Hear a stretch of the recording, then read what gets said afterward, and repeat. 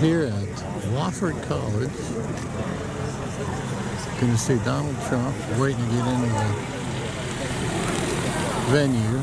It's a big basketball arena, 3,500. They're expecting 5,000, so I don't know how that's going to work. Alright, we're inside. Well, to see how close I am. I'm 1, 2, 3, 4. I'm on the 5th row back. Spread out. We're on the floor here, actually. That's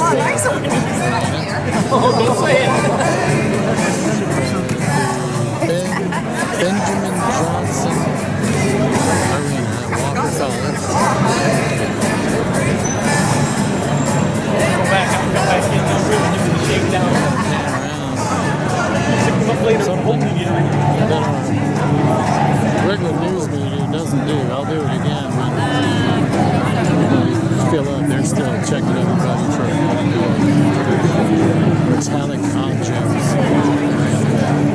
at the gate coming in. It's supposed to be 5,000 people. There's our illustrious media back there. I know what you guys love.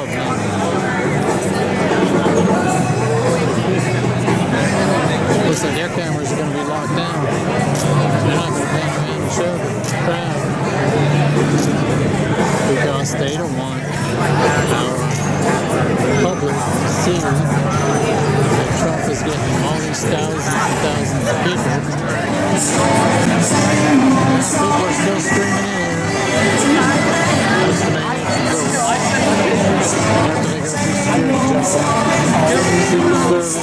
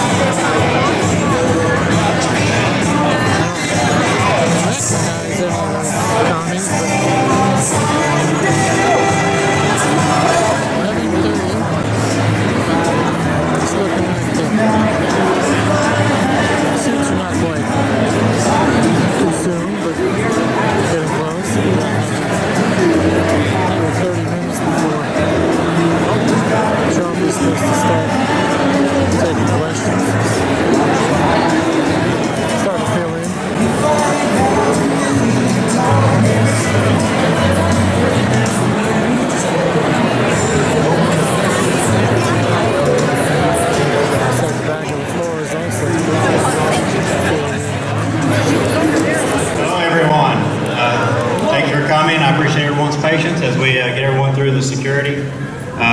It's an amazing thing to see this many people come out for a noontime event. We do appreciate it. I love seeing everyone get involved in their democracy and coming out, getting informed on the issues that matter to us, because as a country at this time we come together and decide what direction we're going and who's going to give us strong, decisive leadership. So I'm going to get our pre-program started here today. I'd like to introduce Wofford College Chaplain Ronald Robertson for the invocation.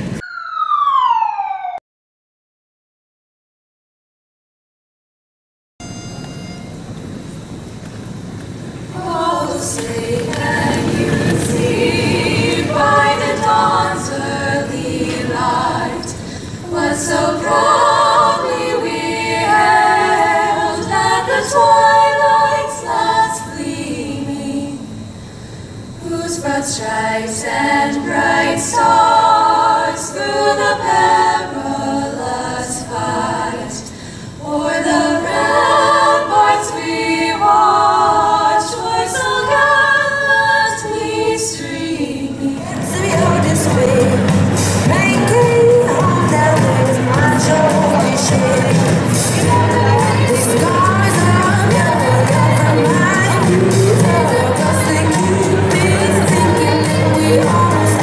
I know.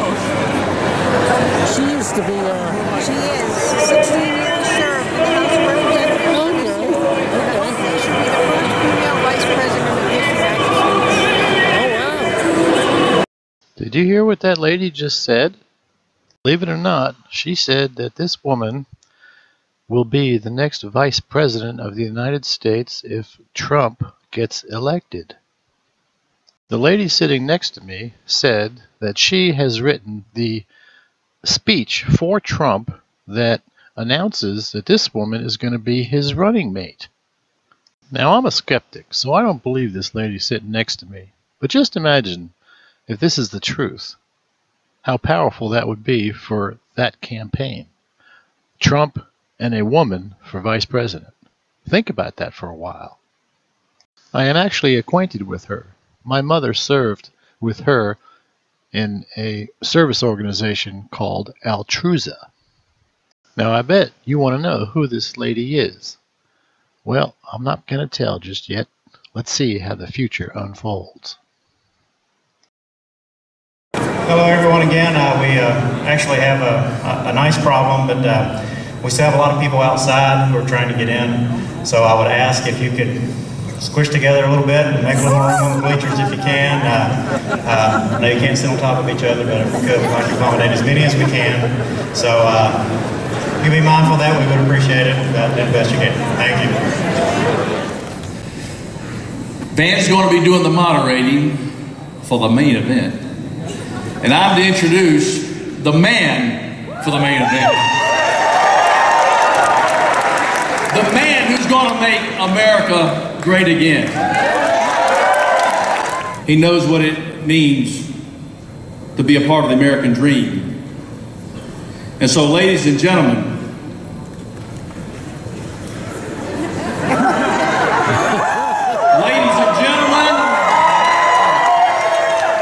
a revolution is about to start in this nation that's going to move this nation back in its right course. And it comes from you, the American people, with leadership that will stand strong.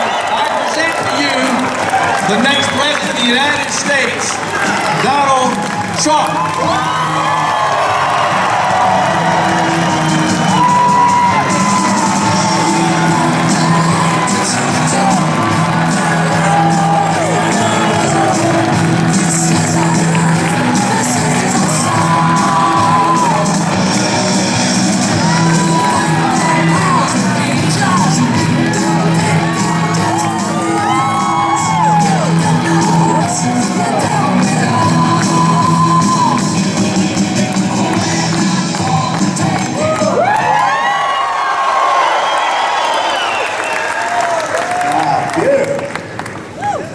The fire marshal is going to allow more people. We have hundreds of people outside.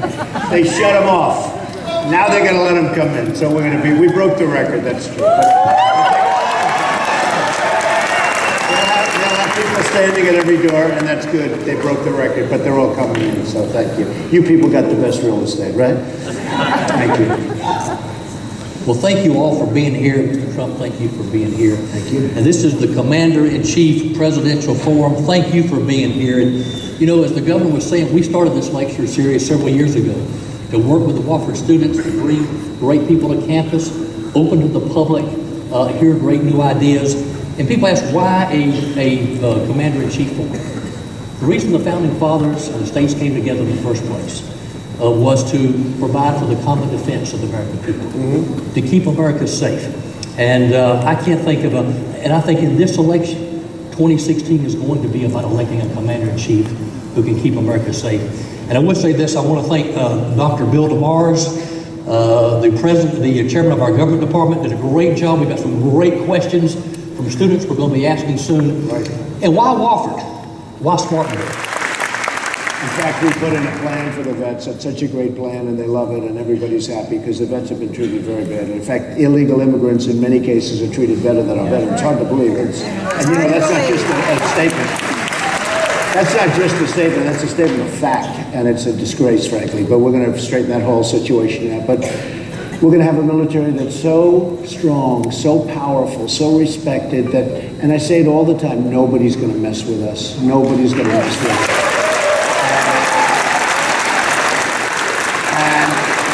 So with what's happened to ISIS and with ISIS over the last few days, and it's been happening for a long period of time, we haven't done our job. We haven't gotten rid of them.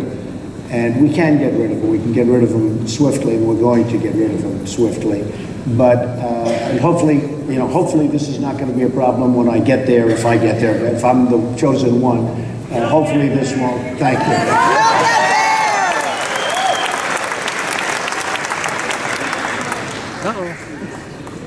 Appreciate that shout out.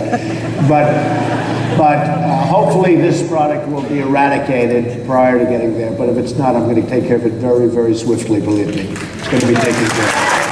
Nothing will happen because I think she's being totally protected by the Democrats. I think that the party and the president is protecting her. So even though Petraeus was sentenced very severely, even though many people went to jail for doing about 5% of what she did, I think she's probably going to be their nominee and probably going to run unimpeded with the criminal investigation. I think it's outrageous because, frankly, what she did is absolutely criminal by every standard. You can look at many different statutes. It'll be a big topic of conversation, at least if I go, it will be a big topic of conversation. But she's being protected, and that's not the way our country's supposed to be. It's like CNBC, they were going to have a 2-hour debate, and then they sold all their commercials for numbers that they never thought possible, and they made it 3 hours. And I said, you're not going to do that. And I protested. And within about 2 minutes, I convinced them not to do it. I said, that's not right. Who wants to sit for 3 hours and watch? I don't care. I can stand for 25 hours and do a debate. But who wants to do that?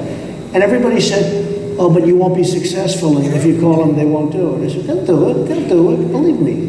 I got all the ratings anyway. So I said, I won't participate in the debate. And they said, okay, well, but we got them down. We got them down. And the same thing with Mexico's actually easier. Because we have a trade imbalance with Mexico of $45 billion a year. The world's going to cost probably $8 to $10 billion. And that's super wall. That's not, they were going to spend more money on a little wall like this where you just drive over it, right? You saw the walls they built where they have a ramp. And they built a ramp on the wall. They built the wall. And they have a ramp where the cars go over at 40 miles an hour. And they have the drugs, they're loaded up with drugs. And they just go over. We're going to have a real wall. We're going to have a wall. See the ceiling up there? That's about the height. Maybe we'll go a little bit higher.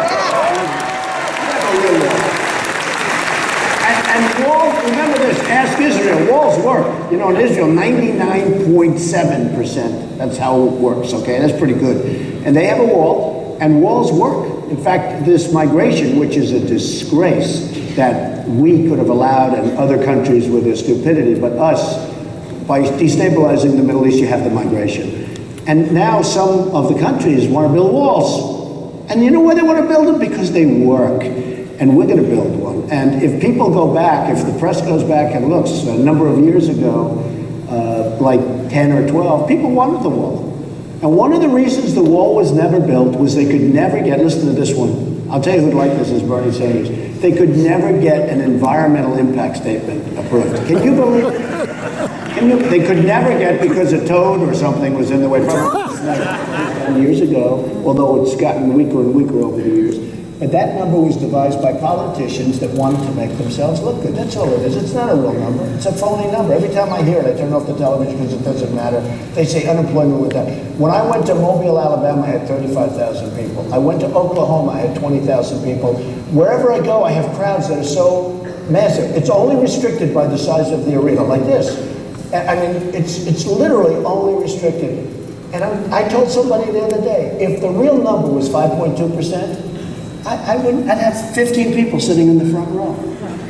It's just not. I mean, we have got tremendous problems. Our jobs have been taken away. They've gone to Asia. They've gone all over the place. They've gone to Mexico. Tremendous numbers of jobs have gone to Mexico. I mean, Nabisco is moving their big plant from Chicago. You know that story. I talk the most incompetently drawn deals I've ever seen. We get nothing, and we give it back. And by the way, if I were doing it, I would have said a couple of things. First of all, you got to give us our prisoners back. They would have said no. I would have said, thank you, bye-bye, bye. Then I would have gone out. There's nothing wrong. I know you have some business students here. There's nothing wrong with walking. Some of the best deals I've ever made, I've walked away from like 4 times, okay? Like, bye, bye, bye. And they call back. You say, all right, and you get, or at least you get something. We just say, they refuse to leave. Do you know Obama would have looked great if he terminated that day? He would look so smart. If he would have walked, I would have said, wow, that's great, he walked. People in this room would have said, great. We wouldn't walk. We'd ask for something, they'd say, no. Oh, okay, we'll take it. We're run by incompetent people. So why didn't we get our hostages back? Kerry said, we didn't want to ask for them because we didn't want to complicate the negotiation. No, think of it. That was the reason. They didn't even ask for the hostages back. I would have said, just as a difference, I would have said, fellas, listen, we want the hostages back.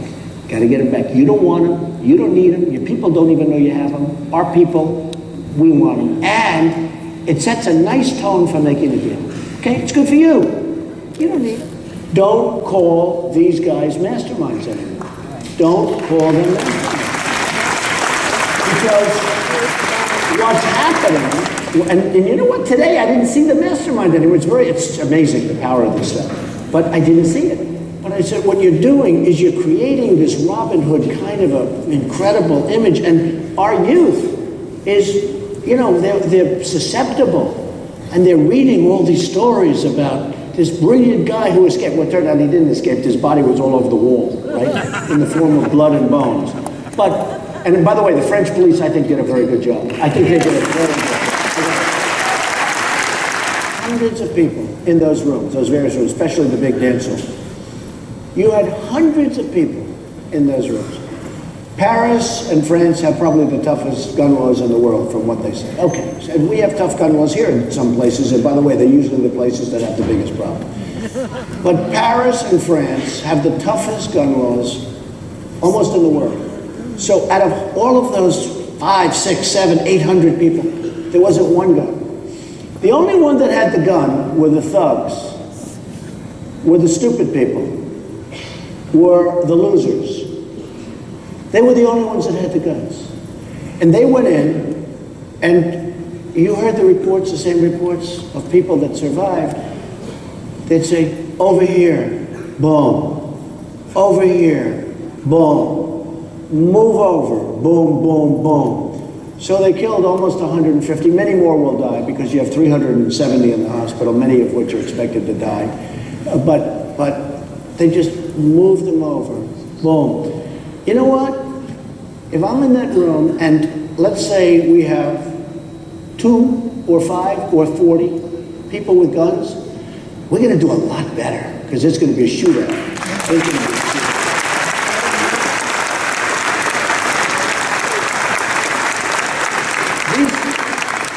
These people were helpless. They were helpless. We would have been helpless too if we were sitting there without a gun. I actually have a right to carry. I have a pistol right to carry. These people would have been they were absolutely helpless.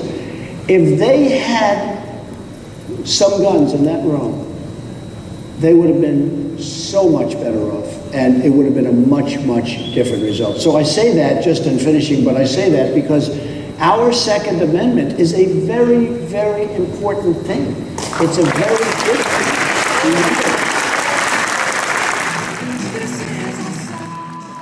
Okay, so there you go. I didn't capture the whole thing, as you can tell. Trump spoke for about an hour, and I think I recorded about 10 minutes of it. I didn't get all of his subjects either. I've got about 3/4 of them. But don't forget, there was that little tidbit of information about the vice president.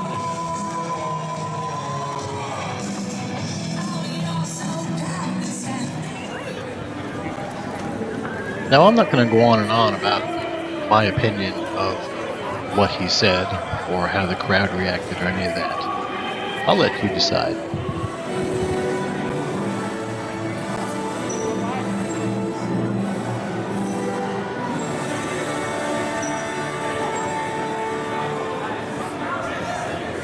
This is what they call the rope line. This is where all the people swarm up front and try to get Trump or whoever the candidate may be to sign autographs and press a little flesh and that sort of thing.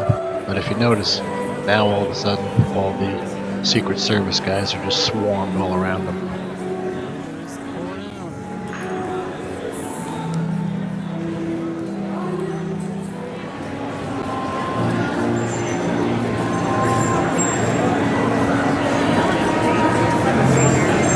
See how they're going to spin all this. Have to keep up with the news next couple days.